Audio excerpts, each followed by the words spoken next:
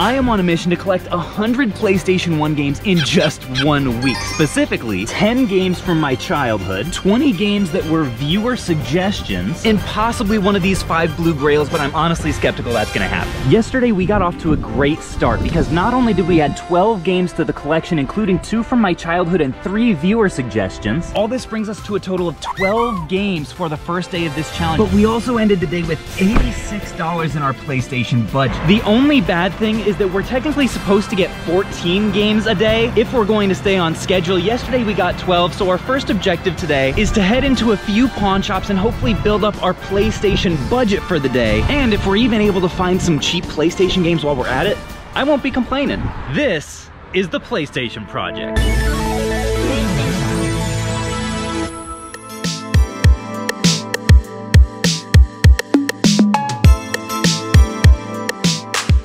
Can I take a look at this DS Lite down here? Does it have a charger and everything? It is. Okay, cool. You get 30 days. Oh, there we go. Would y'all do 40 on it, you think? Plus the tax, be 42, okay. 40. Let's go ahead and do that. Thank you. Absolutely.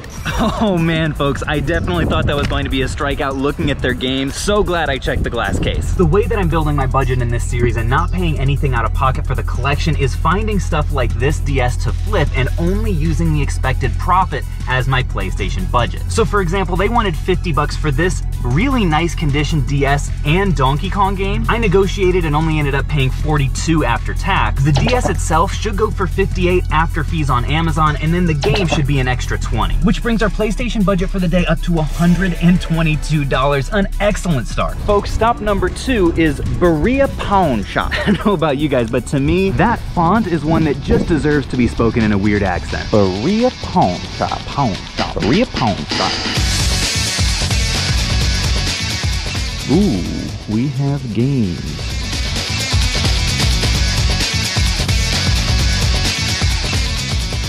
We've got PlayStation 2. Ooh, a Wii U game. No PlayStation though. Ooh, hello, free workout. Don't mind if I do.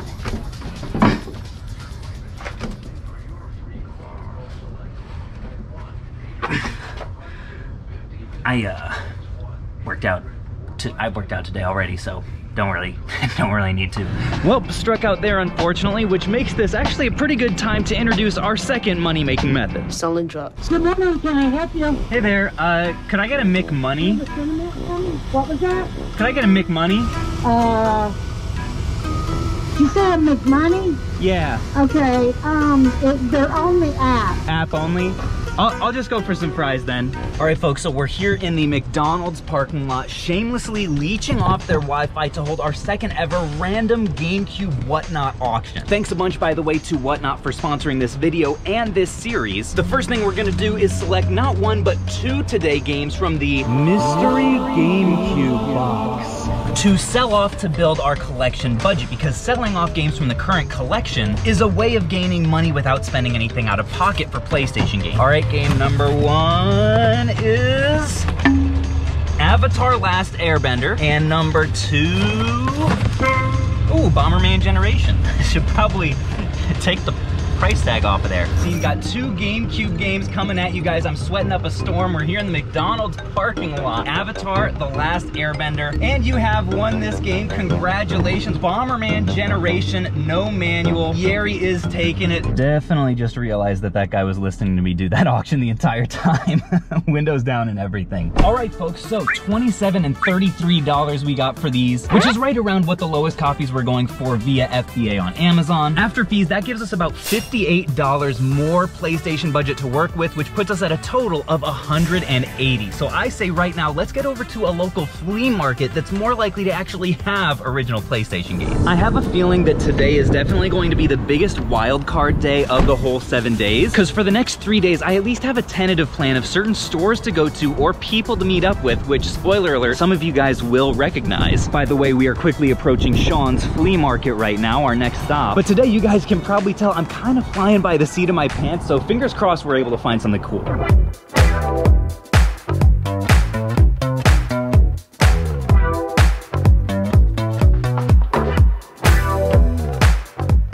Okay, so update. This place is way bigger on the inside than on the outside. And they have a freaking Pokemon card claw machine. And we also have our first sign of video games. We got Michael Jackson. Ooh, Connect Sports. This one actually does okay on Amazon, like maybe $6 after fees or so. So if this is like $1 or $2, I would actually pick it up. Shoot.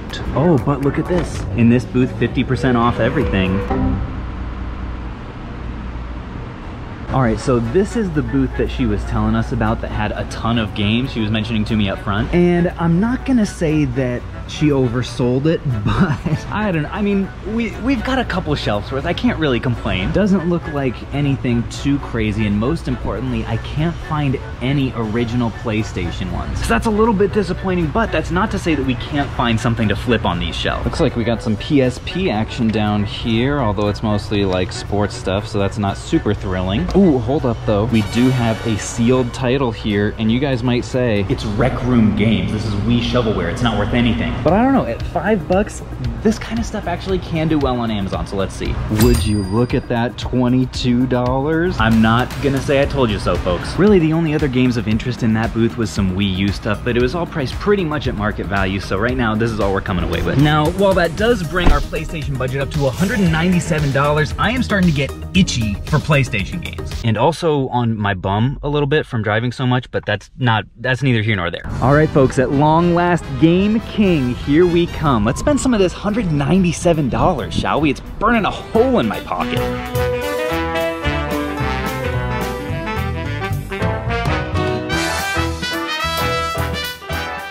All right, folks, so even taking a quick look in their high-end case down here, they've got some really killer PS1 titles. There's Clock Tower back there, Mega Man X5, we got Street Fighter EX. Unfortunately, none of those are the ones on our list, and right now, for non-list games, we have a pretty limited budget. We're trying to keep those super cheap. Huh.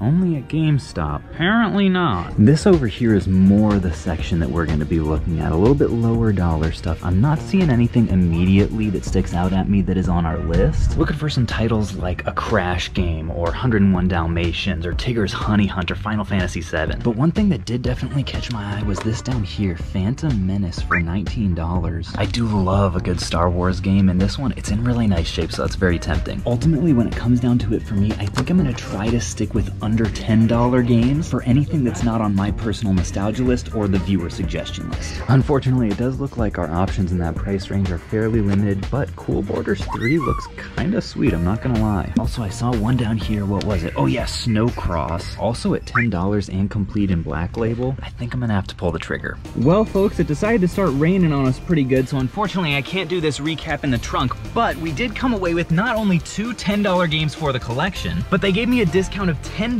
each on these 3 copies of Sonic Battle, bringing them to $30 a piece. And I've sold these bad boys consistently for $60 a piece on Amazon, which is around $48 after fees. So these games will literally more than pay for the $10 PS1 games that we just got. Plus, if you guys didn't know, on the last night of when this series comes out, we're gonna have a massive Whatnot giveaway auction, so I picked out both Star Wars Phantom Menace and Bomberman to go into our Whatnot giveaway bag, independent of the challenge budget. So folks, if you haven't already, definitely download the Whatnot app with the link in the description so you can get $10 off your first purchase and join us for our massive PS1 giveaway.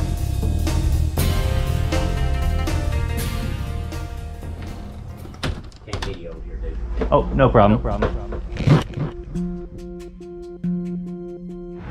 Well, folks, I'm not gonna lie, the selection in this pawn shop was absolutely amazing, and yet it was not a good stop. Okay, so it just started absolutely monsooning outside. I had to take shelter in this self-service car wash, but let me fill you guys in on what just happened. I should preface this by saying that I am a very firm believer in businesses operating the way that they want to. Some people sometimes assume the way that I talk on this channel that I think I'm entitled to go into a place and buy stuff for under market value and make my YouTube videos. That's not the case at all. So when I walked in the door and he said, sorry sir, you're not allowed to film in here, I said, God bless you, no problem at all. You should run your business the way that you want.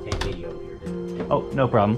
Which was, to be honest, a little bit of a shame because I'm gonna have Editor Riff pull up some pictures from Google Images here. They had video games literally floor to ceiling and wall to wall. It was like half pawn shop, half video game store. So naturally I see this and I start asking some questions about like other inventory they might have and pricing, and they let me know that the stuff behind the counter mostly hasn't been priced and that they pretty much look everything up and go $1 under eBay. I'm like, not my favorite thing, but you know, whatever. But they tell me that the stuff in the shelves at the front of the store, the lower dollar games, they're already priced and those prices will pretty much stand. So I got kind of excited when I found a copy of Family Guy on the PS2 and Matrix Path of Neo out there, both for $5, and they're both like $20+ games. And they were pretty scratched up, so I waited a while for them to buff them for me, which was nice. It was probably like 15 minutes. And the man came back to me and said, all right, this one will be $5 and this one will be $10. And I was like, hold on a second. I thought you said that the stuff that was out on the shelves, those prices would stand. And he said, yes, they do, but this one here I saw you get from behind the counter when you were looking at the behind the counter games. And so I said, oh no, this was just a mistake. I actually had grabbed that one from the front shelf ahead of time and I brought it with me and had it in my hand as I was looking at the stuff behind the counter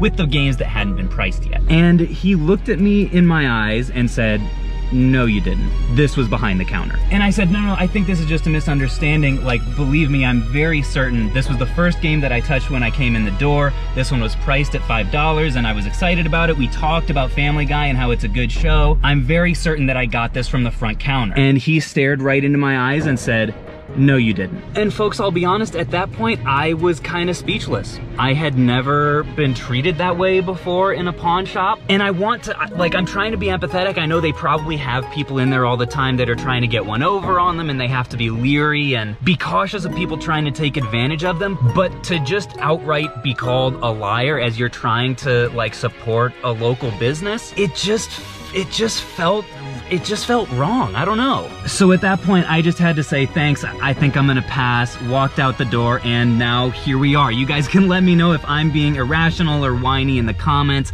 I just felt kind of icky about the whole situation. And look, folks, over the course of this conversation, the rain stopped. So anyways, we're at $208 right now in the PlayStation Fund. Just pulled up to this other pawn shop, Top Dollar. I'm pretty sure this one isn't the one with the big selection just looking at it, but we're gonna take a look anyway.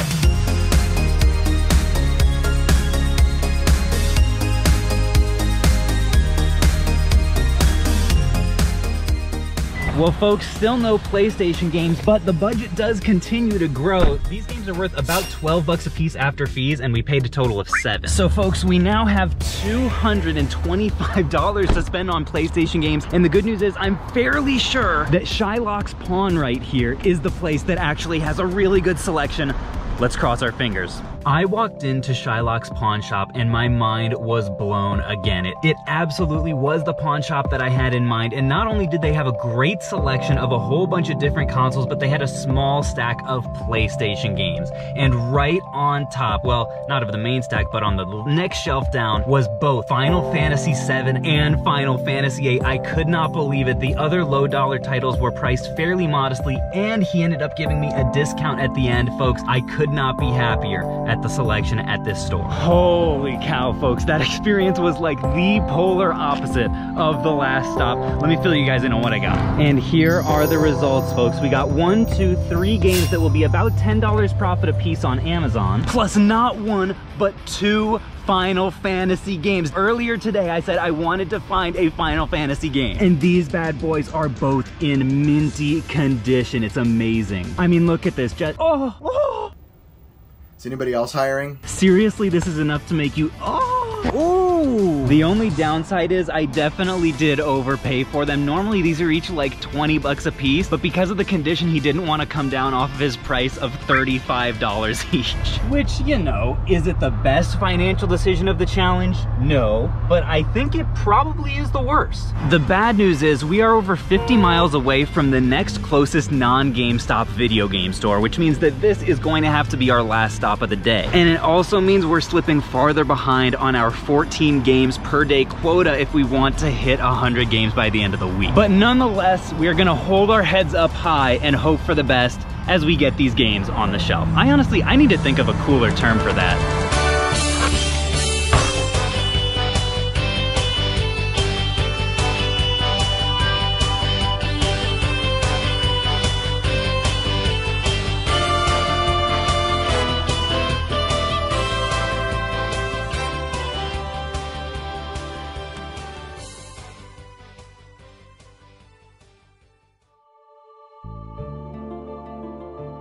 Folks, truth be told, at this point, as I looked at my largely incomplete PlayStation list and my mostly empty rack of games and all the games that I still really wanted to collect in this challenge, I started to feel a little disappointed. I kept thinking of that less than ideal pawn shop interaction and how tomorrow, if I wanted to get back on track, I'd have to buy 24 PlayStation games, and I seriously wondered whether trying to do 100 games in a week was just too ambitious in the first place. It kind of feels silly, honestly, to be sad in any capacity, given that I'm literally like out hunting for video games. I think where it comes from is that the reason I make these videos is to try to show people that opportunity is everywhere. Whether you're trying to build a collection for cheap, or you're trying to make some side income to pay off debt or take your family on vacation, like there really is opportunity all over the place to buy stuff cheap and sell it for higher online. And I think when I have days like this, it kind of makes me feel, especially if I'm making a video about it, like I'm not doing that great of a job. But not all hope is lost, because we were able to build up a rolling PlayStation budget of $185 today that will carry into tomorrow. What's more, tomorrow's going to be a much more video game store heavy day, so I think we'll have much higher chances of finding good PlayStation games. And on top of all of that, the Climax store tomorrow is owned by a friend of mine, so I think we have really good chances of getting some solid deals there. And ultimately, folks, if I have nothing but 6 game days for the rest of this challenge, I'll just set a more reasonable goal next time. Thank you guys all a bunch for watching, and I'll catch you all tomorrow.